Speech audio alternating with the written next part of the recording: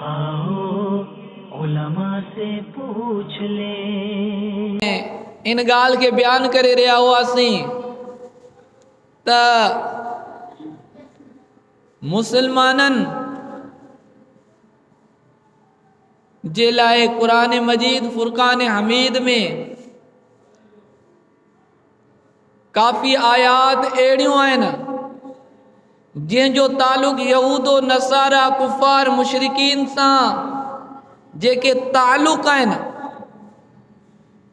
ان احکام دے مشتمل آئیں.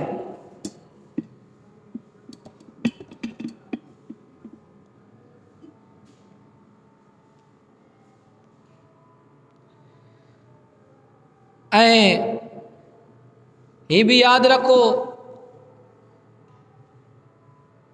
تو اللہ تبارک و تعالی ان وقت جنہیں دین اسلام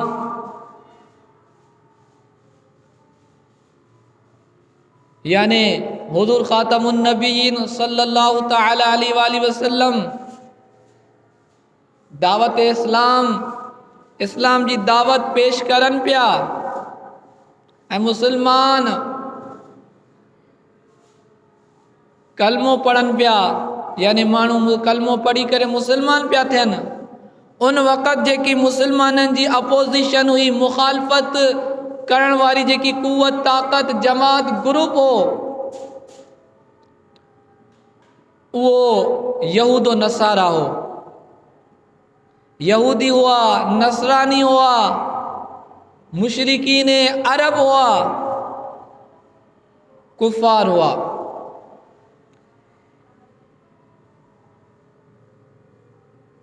اللہ تبارک و تعالی انن سا دوستی محبت کرن یہود و نصارہ سا دوستی جا معاملات کرن ان کا منع فرمایو آ. گزشتہ جمعہ ہی جے کی میں آیت تلاوت کیا اجمالی طور تے ان آیت کریمات گفتگو کرے چکا ہوا سی. آج انشاءاللہ العزیز ان آیت تے ایک تشریحی تحقیقی تفسیری انداز میں گفتگو کرن جی کوشش کندا سے تجیئیں علم میں بھی اضافہ ہوتے حق واضح تھے اللہ تبارک و تعالی ان آیت کریمات عمل کرن جی اساں کے توفیق سعادت عطا فرمائے. عزیز و دوستو اللہ تبارک و تعالی ان آیت کریمہ میں ارشاد فرمایو یا ایھا الذین آمنو اے ایمان وارو لا تتخذوا الیہود والنصارى یہود اے نصارہ کے لا تتخذوا الیہود والنصارى اولیاء یہودین کے این نصرانین کے دوست نہ بنایو بعضهم اولیاء بعض یہ جو کہ یہود و نصارہ ہیں نا یہ ایک بیجا تمہاں جے مقابلے میں دوست ہیں. وَمَنْ يَتَوَلَّهُمْ مِنْكُمْ فَإِنَّهُ مِنْهُمْ اے جے کو تمہاں ماں انہاں سا دوستی کندو وہ انہاں ماں ان اللہ لا يهدي القوم الظالمین. اے اللہ تبارک و تعالی ظالمن کے ہدایت عطا نہ فرمائندو. تو عزیز و دوستو ان اجمالی انداز میں اساں گزشتہ جمعہ بھی ان آیت کریمات گفتگو کئی ہوئی سے اج مزید انہی تے گفتگو بھی کندہ ہلندہ سے اے لفظ جی تحقیق بھی کندہ ہلندہ سے. عزیز و دوستو اللہ تبارک و تعالی شروعات میں ہی بیان فرمایو یا ایھا الذین آمنو اے ایمان وارو. سبحان اللہ. یعنی اللہ تبارک و تعالی ان آیت کریمہ میں جکو حکم بیان فرماयो आ जे हुकुम ते अमल करण जो असांखे जे अमल जे लाइ असांखे इन आयत जे ज़रिए हुकुम तो बयान फरमाए त इन खां पहिरियां अल्लाह तबारक व ताला ईमान वारनि खे मुस्लमाननि खे ख़िताब फरमायो, मुस्लमाननि खे निदा ॾिनी, मुस्लमाननि खे सॾु कयो, ए ईमान वारो. अल्लाहु अकबर. अजीज़ो दोस्तो याद रखो, दीन इस्लाम जी ख़ातिर, अल्लाह तबारक व ताला जी रिज़ा जी ख़ातिर, रसूलुल्लाह सल्लल्लाहु ताला अलैहि वसल्लम जी रिज़ा ऐं ख़ुशनूदी जे वास्ते, अल्लाह तबारक व ताला के राज़ी करण जे लाइ, रसूलुल्लाह सल्लल्लाहु ताला अलैहि वसल्लम के राज़ी करण जे लाइ, दीन इस्लाम जे ख़ातिर काफ़िरनि सां पुराणी जेकी दोस्ती आहे न उहा ख़तमु करणु, इहा तमामु, इहो जेको अमल हो इहो कमु तमामु मुश्किल तरीन हो ऐं इहो कमु अहम तरीन बि हो दीन इस्लाम में. ऐं जेके कमु थोरा मुश्किल हूंदा आहिनि अल्लाह तबारक व ताला मुसलमाननि खे उन जो हुकुम ॾींदो आहे जॾहिं, त पोइ अल्लाह तबारक व ताला उन हुकुम खां पहिरियों अल्लाह तबारक व ताला मुसलमाननि सां ख़िताब फरमाईंदो आहे, मुसलमाननि खे सॾु कंदो आहे, ईमान सां उन्हनि खे ख़िताब फरमाईंदो आहे, ए ईमान वारो, या अय्युहल्लज़ीना आमनू, ए ईमान वारो. छो वजह छा आहे? इन जे करे जो इन ख़िताब जी जेकी लज़्ज़त आहे, इन ख़िताब में जेकी हलावत, मिठास, चाशनी आहे, उन लज़्ज़त जे करे इहो जेको मुश्किल तरीन कमु आहे न उहो बि आसान थी वेंदो आहे. हक़ीक़त आहे. सिर्फ़ु असां के सिर्फ़ु तसव्वुर नसीब थी वञे त अल्लाह तबारक व ताला फरमाए या अय्युहल्लज़ीना आमनू, हर हिकु जो ही तसव्वुर थी वञे त अल्लाह तबारक व ताला मूंखे ख़िताब फरमायो आहे. जेकॾहिं ईमान आहे त ईमान वारे जो ही तसव्वुर हुजे त इहो जेको आयत में ख़िताब आहे इहो अल्लाह तबारक व ताला मूंखे बयानु फरमाए रहियो आहे. अल्लाह ताला मूंखे मुस्लमान बणायो आहे, दौलत ईमान सां मूंखे मुशर्रफ़ फरमायो आहे. हाणे अल्लाह तबारक व ताला मूंखे सॾु करे रहियो आहे, ए ईमान वारा, ए मुसलमान. पोइ जॾहिं असांजो कॉन्सेप्ट इहो थींदो, तसव्वुर ही थी वेंदो त मुंहिंजो रब, मुंहिंजो अल्लाह मूंखे सॾु करे रहियो आहे, मुंहिंजो अल्लाह मूंसां ख़िताब फरमाए रहियो आहे, मूंखे सॾु करे मूंसां गुफ़्तगू फरमाए रहियो आहे. पोइ इन अंदाज़ में, इन ख़िताब में हिकु वॾी मिठास आहे, चाशनी आहे, हलावत आहे. अल्लाहु अकबर.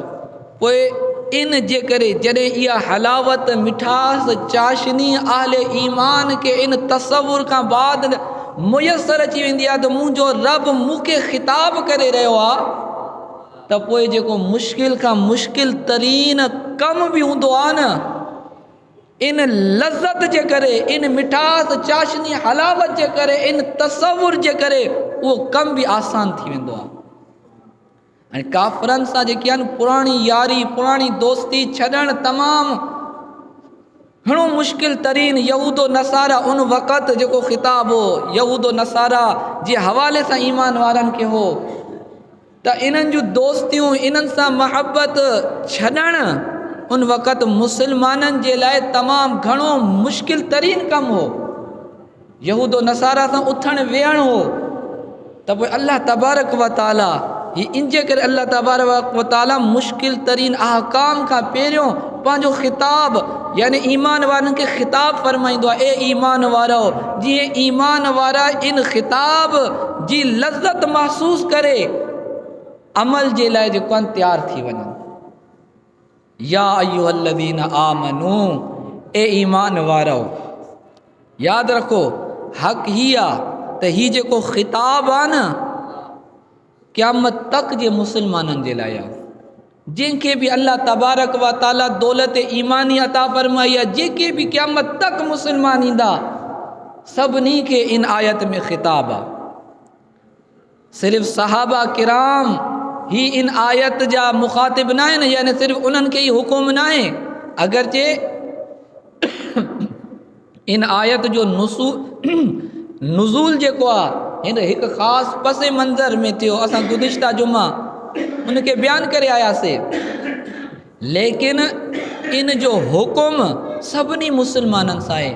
जेको बि मुस्लमान जहिड़े शोबे सां आहे, चाहे आलिम आहे, जाहिल आहे, मुफ्ती आहे, आम मुस्लमान आहे, डॉक्टर आहे, जज आहे, दुनिया जे जहिड़े बि कोने में रहे थो, जहिड़े बि शोबे सां रहे थो, शर्त आहे त अल्लाह ताला उनखे ईमान नसीब कयो आहे। त इन आयत में जेको हुकुम आहे हर ईमान वारे हर मुस्लमान सां आहे, हर मुस्लमान सां।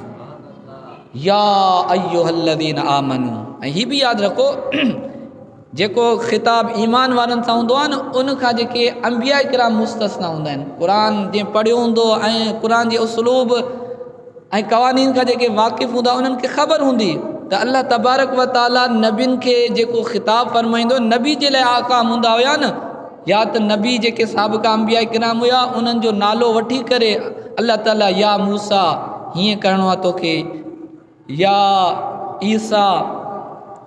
या ईसा बिन अमर या मज़कुर वग़ैरह। ऐं जेको ख़िताब असांजे महबूब अलैहिस्सलातु वस्सलाम सां हूंदो, अल्लाह तबारक व ताला उहो क़ुरान में या अय्युहन नबी सां फरमाईंदा, या अय्युहल रसूल सां, या अय्युहल मुज़म्मिल, या अय्युहल मुद्दसिर, इन अलक़ाब खां बाद इहो ख़िताब फरमाईंदा हुआ। त इन उसूल जे तहत या अय्युहल्लज़ीना आमनू में अंबिया किराम ऐं असांजा महबूब अलैहिस्सलातु वस्सलाम दाख़िल न आहिनि, उनजी बि अॻिते हली तहक़ीक़ कंदासीं। त ईमान वारनि सां ख़िताब आहे, या अय्युहल्लज़ीना आमनू, ए ईमान वारो, ला तत्तखिज़ुल यहूद वन नसारा औलिया, यहूद व नसारा खे औलिया न बणायो।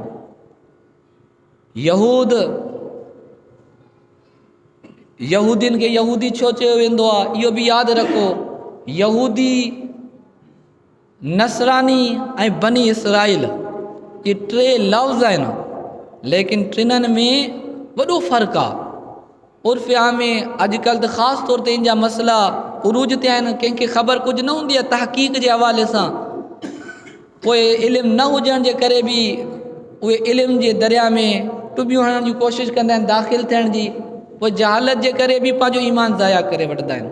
त यादि रखो, यहूदियुनि खे यहूदी छाजे करे चयो वेंदो आहे, ऐं ईसाइनि खे नसारा छो चयो वेंदो आहे, ऐं बनी इसराइल जो लक़ब ख़िताब कंहिंखे आहे, इन जे हवाले सां यहूदियुनि खे यहूदी छो चयो वेंदो आहे। मुफ़स्सिरीन इन जे हवाले सां काफ़ी अक़वाल लुग़वी तौर ते, मानवी तौर ते, छो जो जेको इल्म लुग़त खां वाक़िफ़ हूंदो न, त पोइ जॾहिं क़ुरान पाक जी तशरीह कंदो न, लुग़त जे हवाले सां कुझु मसइला बयानु कंदो, पोइ के इल्म मानी जे हवाले सां जंहिंखे महारत हूंदी, पोइ इल्म मानी जे हवाले सां कुझु मसइला बयानु कंदो। जंहिंखे इल्म जे दरिया में जेतिरो वधीक माना महारत हूंदी, उहो ओतिरो वञी वधीक गहराई में वेंदो आहे। त अहिड़े तरीक़े सां यादि रखो, 4 अक़वाल मां जेके अक्सर मुफ़स्सिरीन यहूदी के यहूदी छो चयो वेंदो आहे, उन जे हवाले सां बयानु कंदा आहिनि, लुग़त जे हवाले सां ऐं निस्बत जे हवाले सां बयानु कंदा आहिनि। हिकु वजह हीअ आहे, जंहिंजो क़ुरान पाक में बि ज़िक्र आहे, त यहूद जो जेको लफ़्ज़ आहे न, यहूदी जो लफ़्ज़, इहो लफ़्ज़ हूद मां निकितल आहे, ऐं हूद जी जेकी लुग़वी माना आहे न, उहा रुजू करणु, तौबा करणु। त हिकु कौल जे मुताबिक़ यहूदियुनि खे यहूदी छो चयो, इन्हनि सख़्त तरीन तौबा कई हुई। उनजो वाक़ियो क़ुरान मजीद में मुख़्तलिफ़ मक़ामात ते ज़िक्र आहे, त यहूदियुनि हज़रत मूसा अलैहिस्सलाम खां पहिरियों हिननि जो नालो यहूदी न हो, इहे मूसवी चया वेंदा हुया। हाणे जेके बि यादि रखो, लफ़्ज़ यहूदी सभिनी मूसवियुनि खे शामिल आहे। मां जी तहक़ीक़ वरी बि कंदो थो हलां, सम्झाईंदो हलां थो। त हज़रत मूसा अलैहिस्सलाम जॾहिं पंहिंजी क़ौम खे फ़िरौन खां निजात ॾियारी ऐं कुझु अल्लाह ताला सां कलाम करण जे लाइ तौरेत वठणु विया त पोइ मूसा अलैहिस्सलाम जी क़ौम जेकी आहे न पोयों गाबे जी गऊं जी जेकी आहे न पूॼा करणु लॻी। उनखे ख़ुदा डिटेल सां हर कंहिंखे ख़बर हूंदी त उनखे बछड़े खे ख़ुदा बणाए करे उन जी जेकी आहे न इबादत करणु लॻा, उनखे ख़ुदा तस्लीम करणु लॻा। हज़रत मूसा अलैहिस्सलाम उहे बि सख़्तु नाराज़ थिया। अल्लाह तबारक व ताला तमामु घणा नाराज़ थिया। अल्लाह ताला तमामु घणो नाराज़ थियो। पोइ इन्हनि खे हुकुम थियो तौबा जो। इन्हनि जी तौबा कीअं हुई? इन्हनि खे पाण खे क़तल करण जो बि हुकुम ॾिनो वियो। जेको पाण खे क़तल कंदो उनजी तौबा क़बूल आहे। पहिरें सिपारे में इन जो बि ज़िक्र आहे। माना त सूरे आराफ में इन्हनि जे लफ़्ज़ हुद माना हुद ना अल्लाह तबारक व ताला नए सिपारे में हज़रत मूसा अलैहिस्सलाम जी इन क़ौम जो ज़िक्र कंदे इरशाद फरमायो। मूसा अलैहिस्सलाम जो ज़ुबानी उन्हनि अर्ज़ कयो वक्तुब लना फ़ी हाज़िहि दुनिया हसनतन व फ़िल आख़िरति इन्ना हुदना इलैका। ए अल्लाह असांखे दुनिया में असांजे लाइ भलाई लिख। तौबा खां बाद न ठीकु आहे। वफ़िल आख़िरति इन्ना हुदना इलैक। ऐं आख़िरत में असां तुंहिंजी बारगाह में रुजू था करियूं, तौबा था करियूं। इहो हुद ना जेको लफ़्ज़ आहे इहो हूद मां निकितल आहे। हूद मज़दर आहे ऐं हुद ना फ़ेल मादी आहे मुतलक़। त पोइ इन मां इहो लफ़्ज़ निकितो हुद ना। इन्हनि जॾहिं इहा तौबा कई, रुजू कयूं, इन हुद ना मां इहो लफ़्ज़ यहूदी निकितो। त पोइ इन तौबा करण जे करे, सख़्तु तौबा करण जे करे इन्हनि खे यहूदी चयो वियो। त इन एतबार तां इन लफ़्ज़ यहूदी जी माना थींदी आहे सख़्तु तौबा करण वारा। हिकु कौल जे मुताबिक़ यहूदी। ऐं यहूदी खे छाजे करे? इन्हनि इहो जुर्म कयो ऐं उनखां बाद अल्लाह ताला जी बारगाह में इन अंदाज़ में सख़्तु तरीन अंदाज़ में इन्हनि तौबा कई। ऐं हिकु तहक़ीक़ ही बि आहे त ही जेको यहूदी जेको लफ़्ज़ आहे न मनसूब आहे यहूदा जी तरफ़। ऐं यहूदा हज़रत सैयदुना याक़ूब अला नबीना वाले सलातो वसलाम जा जेके फ़र्ज़ंद हुआ उन मां जेको वॾो फ़र्ज़ंद हुयो उन जो नालो यहूदा हो। त पोइ जेके उन जी सोबत में या उन जी नस्ल मां अचण वारा हुआ या उन जे तरीक़े ते हलण वारा हुआ उनखे यहूदी याने यहूदा जे तरीक़े ते या यहूदा जा माण्हू यहूदा वारा इंसान। त पोइ उन जी तरफ़ हज़रत याक़ूब अलैहिस्सलाम जो जेको वॾो फ़र्ज़ंद यहूदा आहे उन जी तरफ़ इन्हनि जी निस्बत आहे। ऐं टियों कौल ही बि आहे लुग़वी तौर ते मुफ़स्सिरीन लिखियो आहे त छो जो इहो यहूद जो जेको लफ़्ज़ आहे यहूद जो लफ़्ज़ हूद हूद जो काफ़ी मानी आहिनि लुग़त में। त हिकु माना हीअ आहे त झूमणु, हरकत करणु, हिलणु। त जॾहिं इन्हनि खे तौरेत शरीफ़ मिलियो हुयो न मूसा अलैहिस्सलाम जी क़ौम खे त पोइ इहे तौरेत शरीफ़ खे घणो झूमी झूमी करे पढ़ंदा हुआ, लुॾी लुॾी करे, हिली हिली करे, हरकतूं करे। इन अंदाज़ में जॾहिं तौरेत खे पढ़ंदा हुआ उन जी निस्बत सां इन्हनि खे यहूदी चयो वियो। इन एतबार सां लफ़्ज़ यहूदी जी माना थींदी आहे तौरेत शरीफ़ खे झूमी करे, जोश ऐं ख़िरास सां लुॾी करे पढ़णु। ऐं हिकु इहा बि वजह आहे यहूदियुनि खे यहूदी चवणु। काफ़ी मुफ़स्सिरीन इन ते बि जेको आहे कलाम कयो आहे त हूद जी हिकु माना हूंदी आहे न मुख़बिरी करणु, रहबरी करणु। ही जेके माण्हू हुआ न इंसान जंहिंखे हाणे यहूदी, इहे तमामु मुनाफ़िक़ क़िस्म जा माण्हू हूंदा। अंबिया किराम जे दौर खां वठी इन्हनि जो तरीक़ेकार छा हूंदो हो जो इहे नबियुनि जे ख़िलाफ़ु साज़िशूं कंदा हुआ, प्लानिंग कंदा हुआ। उन्हनि खे क़तल करण जे लाइ मनसूबा काथे वञी, जेको बि वक़्त जो बादशाह हूंदो हो उन्हनि वटि वञी करे नबियुनि जे ख़िलाफ़ु इहे साज़िशूं उन्हनि वटि मुख़बरी कंदा हुआ। नबियुनि जूं ॻाल्हियूं जेके अहिड़े अंदाज़ में ॿुधाईंदा हुआ बादशाहनि खे त जीअं बादशाह इन्हनि खे क़तल करण जे लाइ आमादा थी वञनि। इन हवाले सां इन्हनि जो इहे अमल हूंदा हुआ, यानी नबियुनि जे ख़िलाफ़ु इहे मुख़बरी कंदा हुआ, नबियुनि जी रहबरी कंदा हुआ। त पोइ अल्लाह तबारक व ताला नाराज़ थी करे इन्हनि खे इहो जेको आहे न ग़ज़ब वारो लक़ब यहूदी ॾिनो।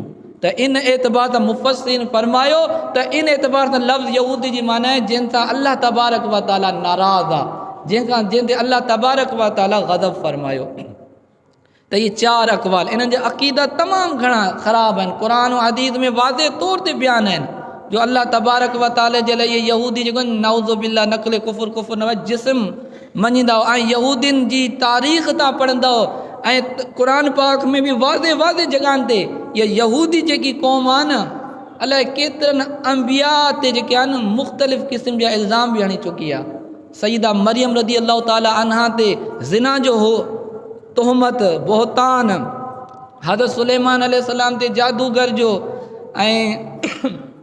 موسیٰ علیہ السلام تے بھی انہاں جو کون قتل جو یعنی یہ بھی منصوب موسیٰ علیہ السلام جو کون نعوذ باللہ حضرت ہارون علیہ السلام کے قتل وغیرہ ایڑے قسم جا انہاں جا ایڑا بد عقیدہ ہویا داؤد علیہ السلام تے انہیں الزام ہویا سلیمان علیہ السلام تے الزام ہویا وغیرہ چون جو مقصد ان وقت کا انہاں جا یہ عمل ہوا انہاں 4 اقوال جی بنا تے انہاں کے یہودی چے ویندو آ یا تے حضرت یعقوب علیہ السلام جو وڈو فرزند یہودا ان جی طرف منصوب آئن یا جے کی انہاں سخت توبہ کئی ان جی بنا تے انہاں کے یہودی چے ویندو آ یا ان انداز میں جوش تا جھومی کرے توریت شریف پڑھندا ہوا ان جے کرے یا یہ جے کیا نا ان جے کرے جو انبیاء کرام کے خلاف یہ سازشوں کندا ہوا اللہ تبارک و تعالیٰ ناراض تھی کرے انہاں کے یہودی جو لقب دنو نصارا عیسائن کے چے ویندو آ مختصر میں نصارا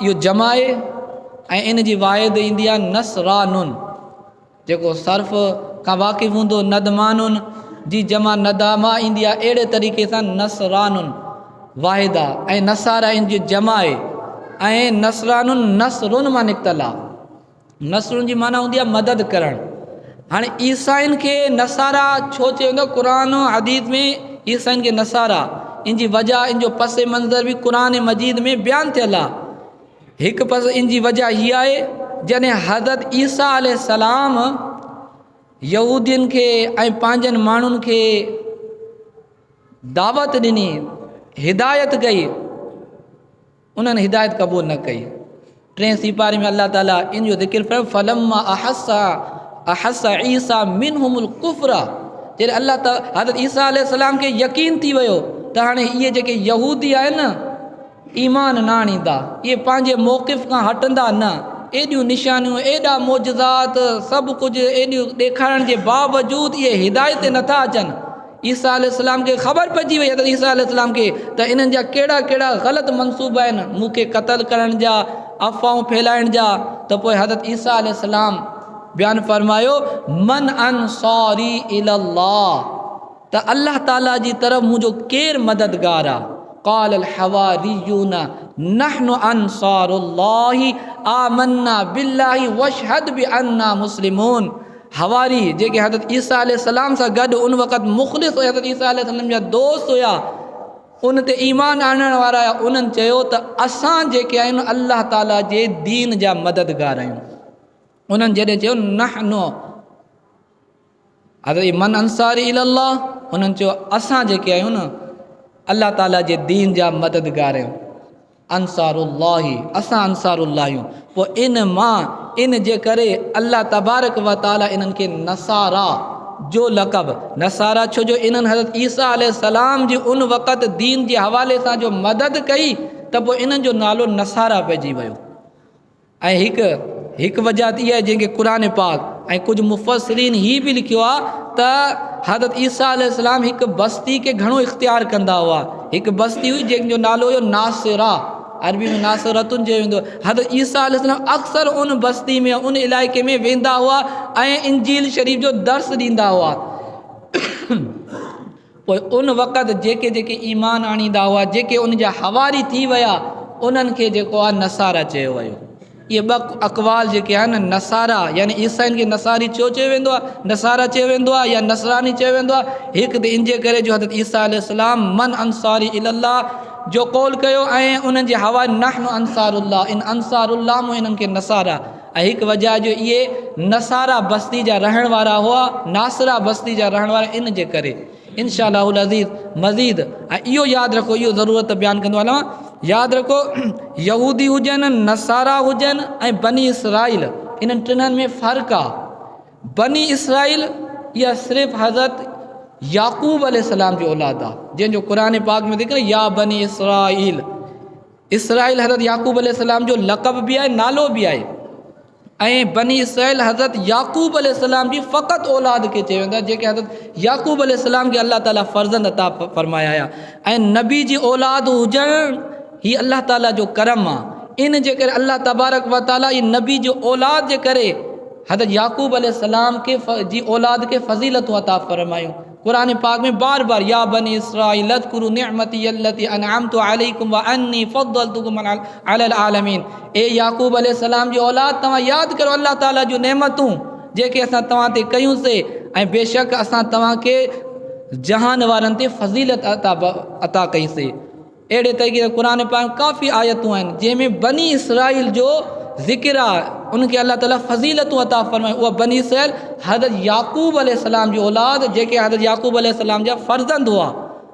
ऐं यहूदी मूसवी आहिनि, जेके बि हज़रत मूसा अलैहिस्सलाम जा पैरोकार थिया। हाणे मूसवी जेके बि आहिनि उहे सभई यहूदी आहिनि। हाणे उहे कहिड़े बि फ़िरके सां हुजनि, कहिड़ी बि जमात सां हुजनि, कहिड़े बि टोले सां हुजनि, सभई मूसवी जेके आहिनि उहे यहूदी आहिनि।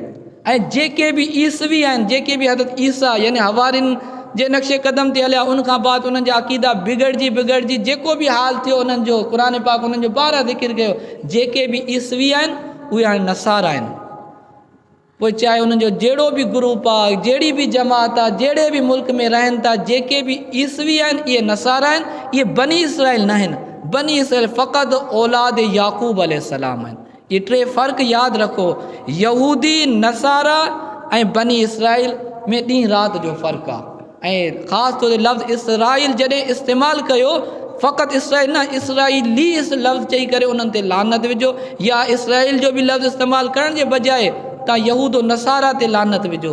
छो जो हिकु इसराइल अल्लाह याकूब अलैहिस्सलाम जो नालो बि आहे, लक़ब बि आहे, त इन एतबार खां बचणु अफ़ज़ल आला आहे। हा, इसराइली जीअं रियासत क़ाइमु कई उन तरफ़ मनसूब करे अहिड़ा अल्फाज़, सख़्तु अल्फाज़ जाइज़ बि आहे, बचणु पंहिंजी जॻह ते। त इहो ख़बर हुजणु घुरिजे त बनी इसराइल, यहूदी ऐं नसारा में जेको फ़र्क़ु आहे। अल्लाह तबारक व तआला खां दुआ आहे जेको कुझु मां बयानु कयुमि दौरान गुफ़्तगू, जेकॾहिं मूंखां बेअदबाना अल्फाज़ निकिरी विया हुजनि, अल्लाह ताला माफ़ फ़रमाए, इनखे यादि रखण जी, ॿियनि तक पुॼाइण जी तौफ़ीक़ ऐं साथ अता फ़रमाए। जिन हज़ार सुन्नतूं न आहिनि भेणो, सुन्नतूं अदा करे वञनि। वमा अलैया इल्लल बलागुल मुबीन। गुज़ारे कैसे जिंदगी, आओ उलमा से पूछ ले।